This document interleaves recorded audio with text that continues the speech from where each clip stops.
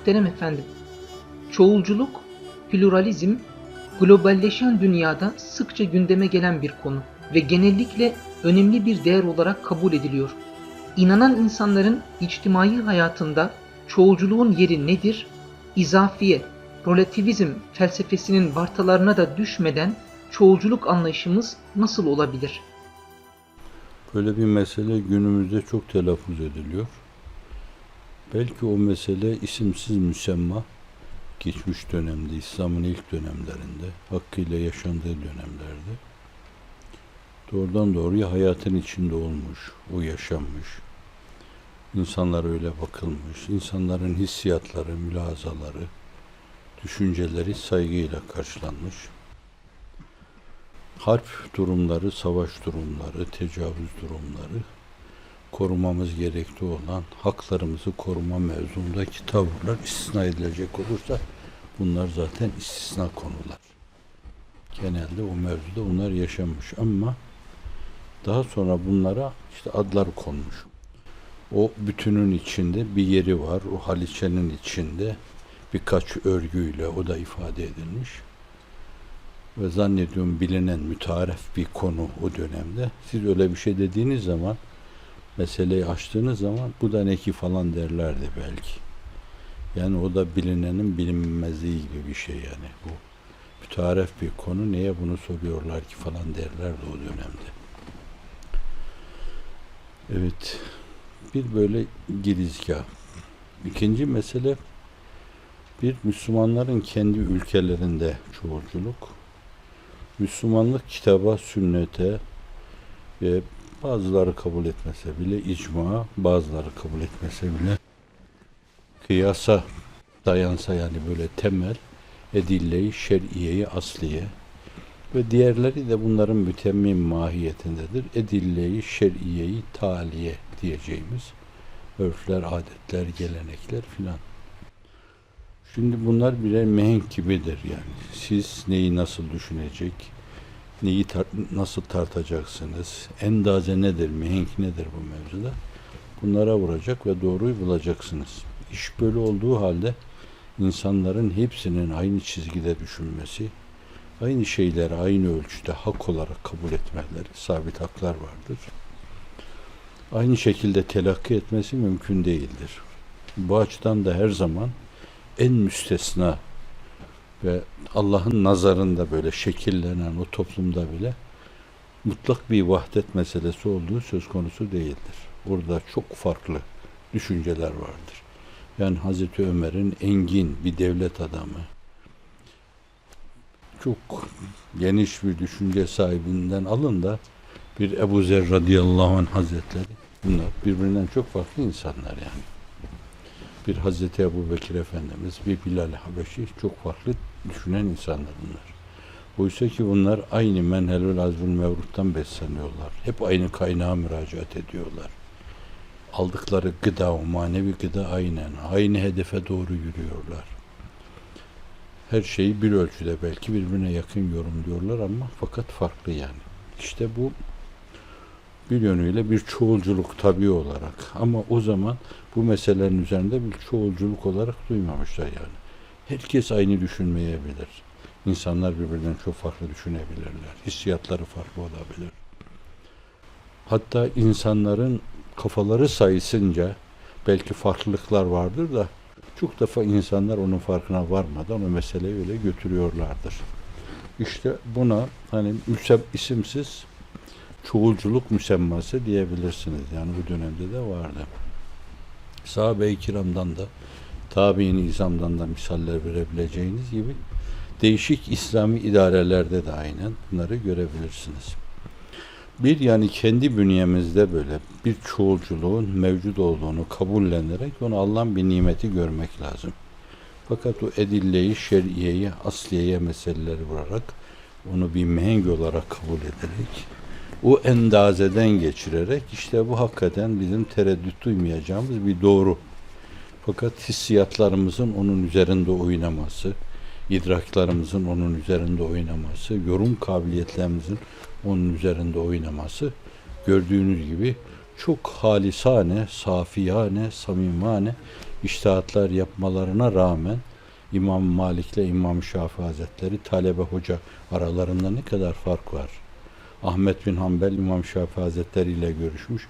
Aralarında ne kadar fark var. Şam'da bir gençle karşılaştım. Müthiş bir insan falan diyor. Aralarında dünya kadar fark var. Hatta İmam Ebu Yusuf, İmam Muhammed, Ebu Hanife'nin rahle-i tedrisinde yetişen insanlar. Hatta bu iki arkadaş birbirinden çok farklı şeyler düşünürler. Şimdi bir de bu zirvede böyle hayatlarını delillere bağlı götürenler, deliller yörüngesinde götürenler, kalbi ve ruhi hayat itibariyle zirveleri paylaşan insanlar. Böyle olunca bir de bu meseleler tabana indiğinde ne türlü farklılıklar meydana geleceğini hesaba katın. Şimdi bütün bunlarda o kıstaslara vurarak mesele tam muradi ilahiye tam muhalif değil. Tam muhalif değil bunlar böyle. Bir ölçüde onun içinde müteala edilebilir. O değerlerle aynı zamanda test etmek suretiyle bunlar doğrudur diyebiliriz. İşte bu Cenab-ı Hakk'ın bir rahmeti olur. Buna rağmen insanlar birlik ve beraberlik tesis ediyorlarsa, beraber yaşayabiliyorlarsa, cemaat halinde yaşayabiliyorlarsa bunlar her şeye rağmen, çünkü hissiyatlarına rağmen yaşıyorlar bir yönüyle.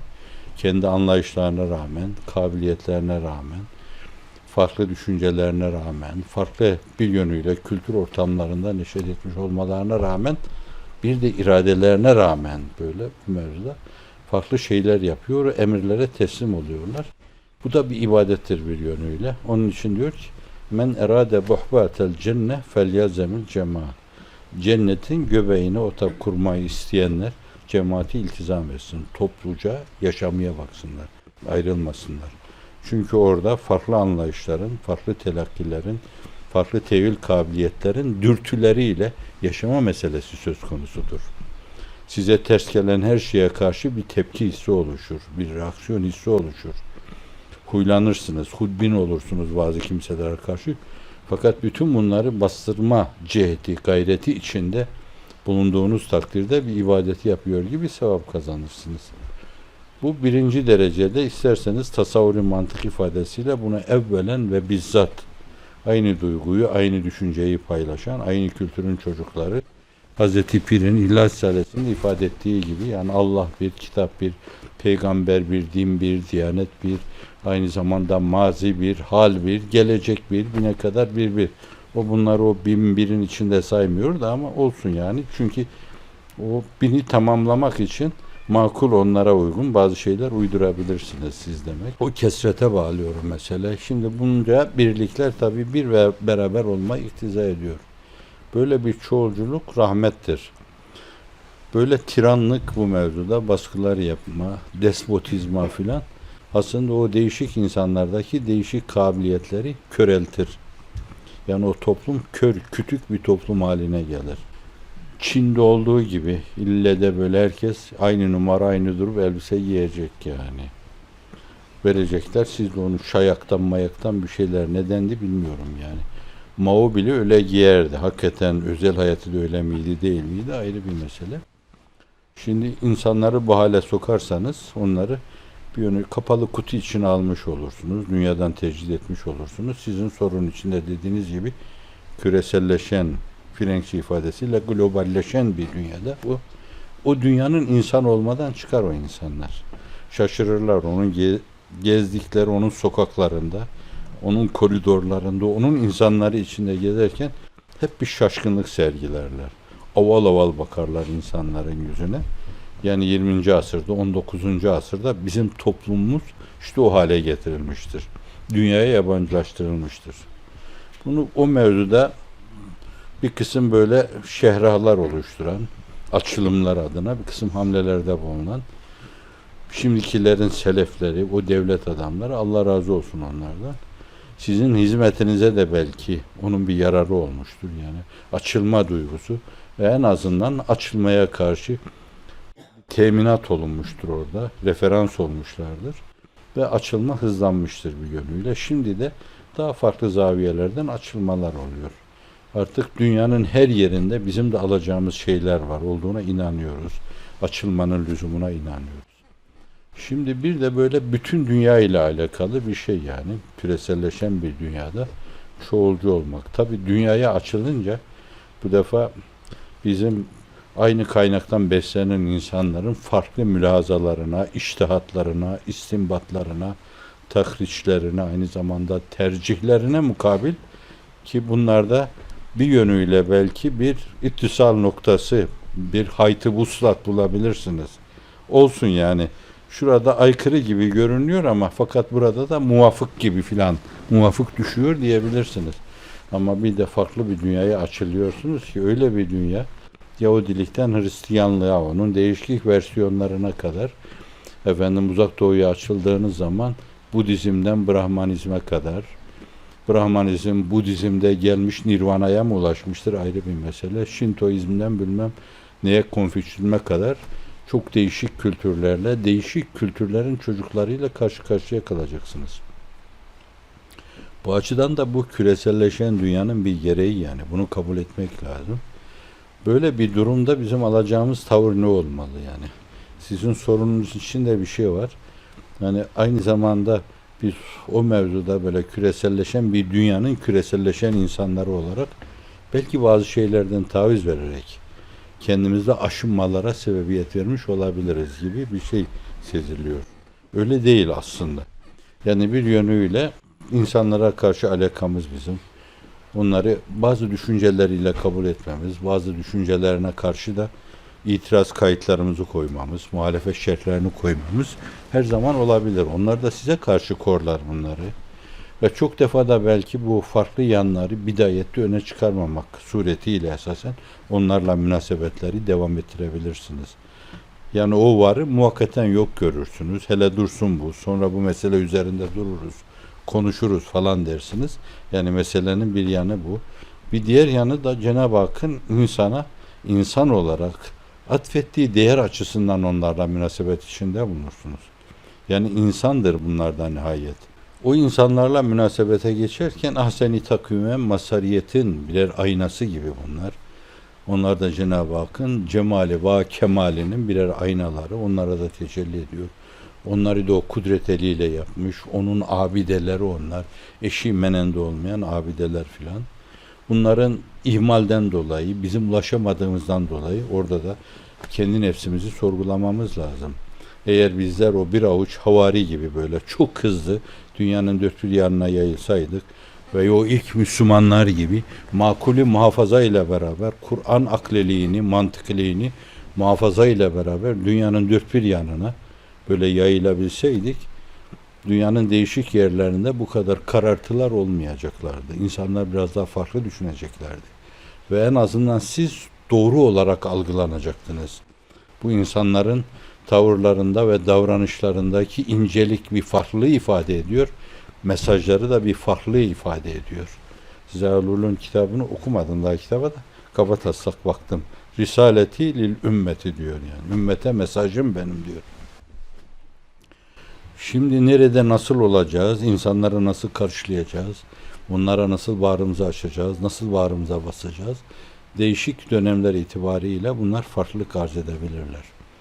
Bu zaviyeden kendi değerlerimizden fedakarlıkta bulunmadan, herhangi bir aşınmaya maruz kalmadan bence insana insan olarak aynı zamanda onların mevcudiyetini de bir vaka, bir realite olarak kabul ederek biraz realistçe, belki biraz rasyonelce davranmak suretiyle o küreselleşmenin hakkını verebiliriz Allah'ın izni inayetiyle ve kendimizden de taviz vermeden. Burada küçük bir haşiye düşeceğim ben. Şimdi insanlara dinlerimizi, dini değerlerimizi, imanımızı, İslam telakkimizi, ihsan şuurumuzu dayatma meselesi değil de bence biz ne ölçüde Müslümansak bence bunu tereddüt etmeden her yerde yaşamamız lazım bu meseleyi. Aksine biz böyle kapalı bir toplum olarak bazı yerlerde bunun bir istisnası vardır yani böyle tiranların hükmettiği ülkeler vardır. Orada hayati yerlerde olan insanlar vardır. İflah etmezler onların, ipini çekerler. Ama başka yerlerde zannediyorum neysek yani onu açıktan açığa ortaya koymak lazım. Mesela namaz kılacağız. Çok rahatlıkla böyle bir topluluk içindeyiz. Çok önemli hayati şeyler konuşuyoruz. Saatimize bakacağız burada. Şimdi ikindi namazı vakti.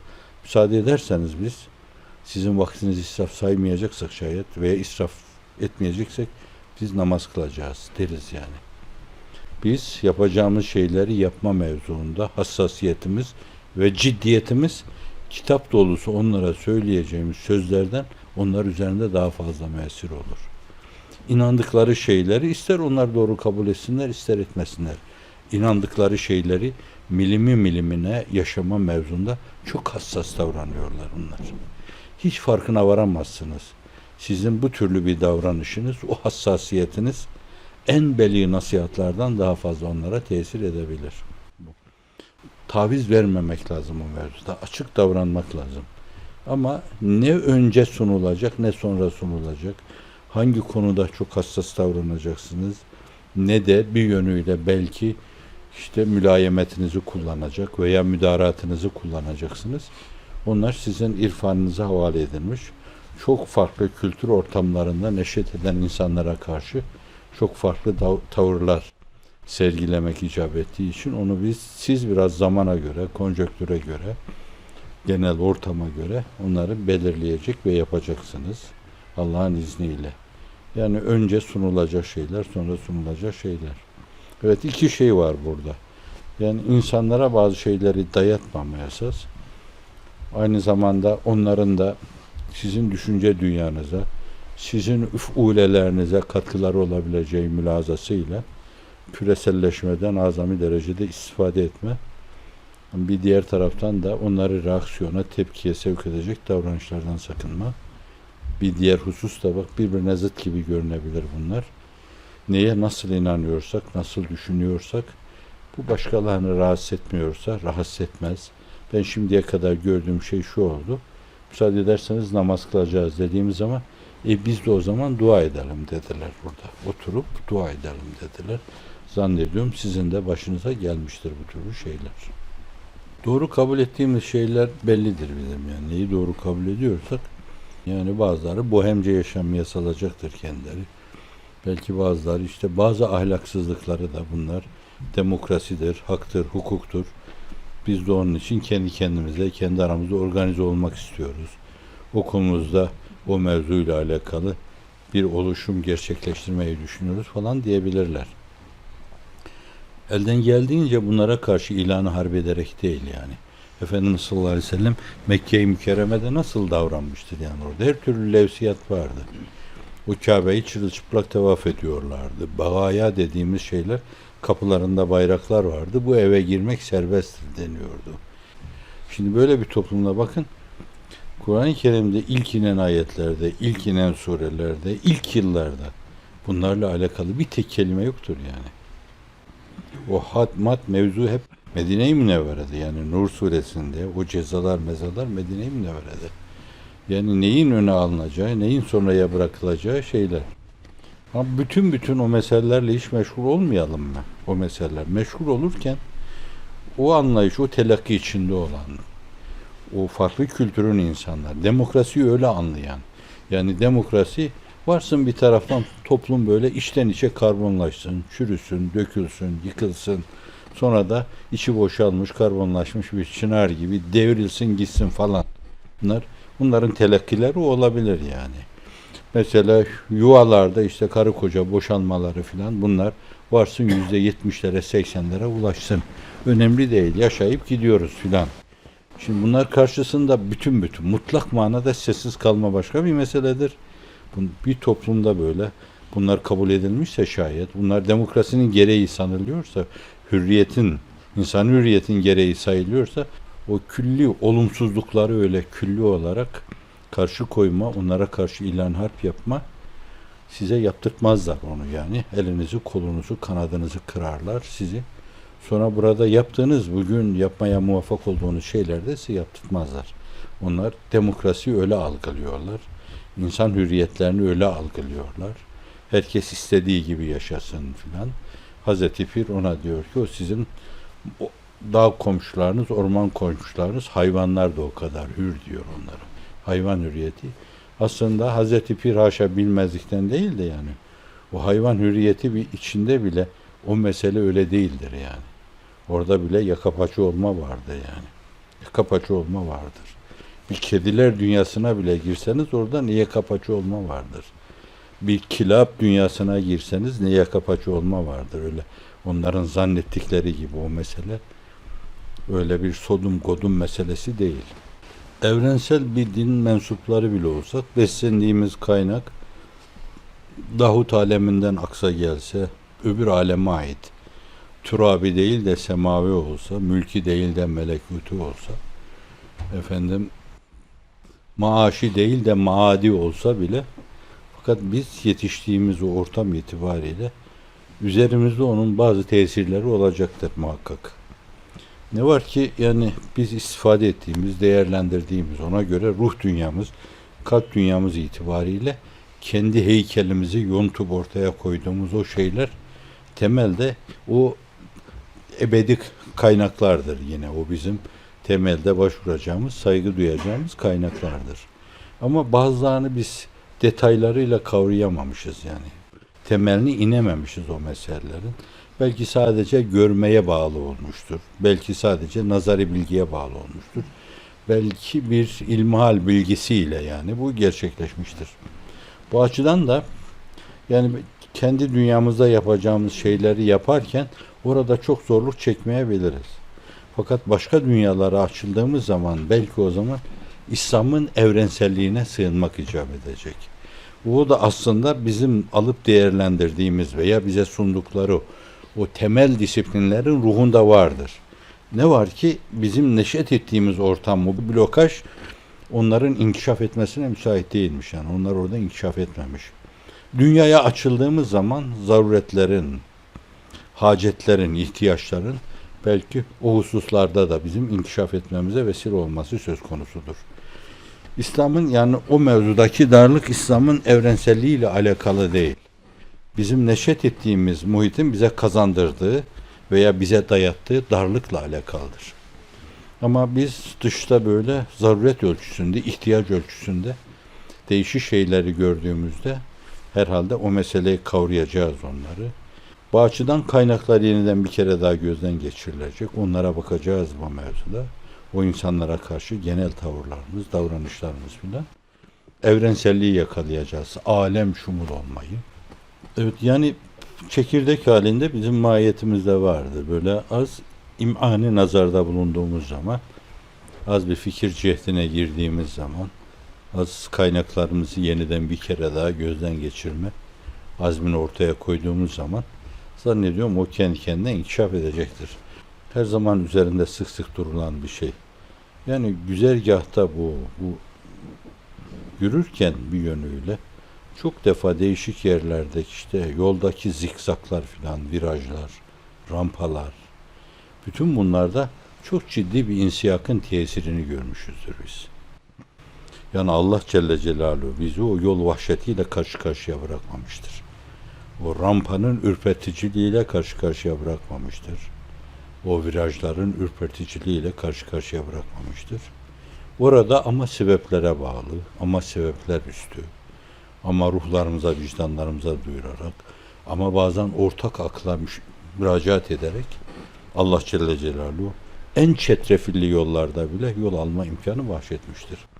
Bu açıdan da dünyaya açılırken böyle belki yetiştiğimiz muhitin bizde hasıl ettiği darlığa rağmen Cenab-ı Hak nerede bulunursak bulunalım oranın gerektirdiği enginliği de lütfetmiştir. Sevki ilahi olarak, insiyaklarla. Hayvanatı bile o insiyaklarla Allah Celle Celaluhu yaşatıyor. Rızıklarını ona göre o işte beslenme zinciri ona göre teessüs ediyor. Hayatlarının nesillerini ona göre devam ettiriyorlar. Nasıl yaşayacaklar? Adeta koskocaman bir mantığın o mevzuda böyle işlediğini görür gibi oluyoruz onların hayatına baktığımız zaman. Ekrem-i mahluk olan insandan iyi olmasın ki bunlar. Bu açıdan da baştan bu yana bir sevk-i ilahi vardır ve bizim açımızdan bir insiyak vardır. Yani irademizle çözemediğimiz yerlerde Cenab-ı Hak sevk etmiştir. Bazılarımızı bazı yerlere yollamıştır. Onlara bazı şeyler yapma imkanı bahşetmiştir. Bunun gibi yani bizi bütün yalnızlığa mahkum etmemiştir.